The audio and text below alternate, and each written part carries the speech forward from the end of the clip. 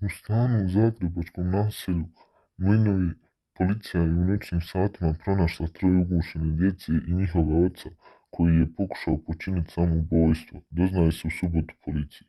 U policiji kažu da je oko 2 sata u Mlinovima, temeljem zaprimljene informacije o najavljenom samoubistvu u stanu, pronađen muškarac koji se pokušao ubiti, zbog čega je prevezen u bolnicu. Na mjestu događaja pronađeno je i troje djece bez znakova života, te se sumnja na kazneno djelo ubojstva. Očevidom rukovid zamjenica županijskog državnog odvjetnika izvijestila je zagrebačka policija. Na Facebook je objavio pismo. Prema neslužbenim podacima, djecu je ugušio Hakar K, austrijski državljanin koji živi i radi u Zagrebu. Roditelji djece navodno su bili rastavljeni, a otac je financijski konzultant koji je radio u nekoliko uglednih austrijskih kompanija te ima svoju konzultantsku tvrtku u Beču.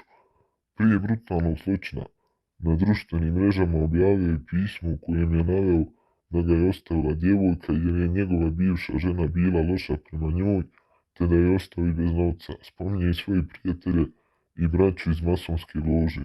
Nakon što je pronađen u stanu gdje je najvjerovatnije ubio svoje troje djece, blizance, djevojčicu i dječaka te još jednog mlađeg sina, pokušao se ubiti otrovom ili tabletama. Policajci su ga omamljenog pronašli u stanu i odveli na liječenje u bolnici Stara Milosrdnica. U vrijeme zločina majka ubijene djece nije bila u Zagrebu, a djeca su vikend provodila sa ocem.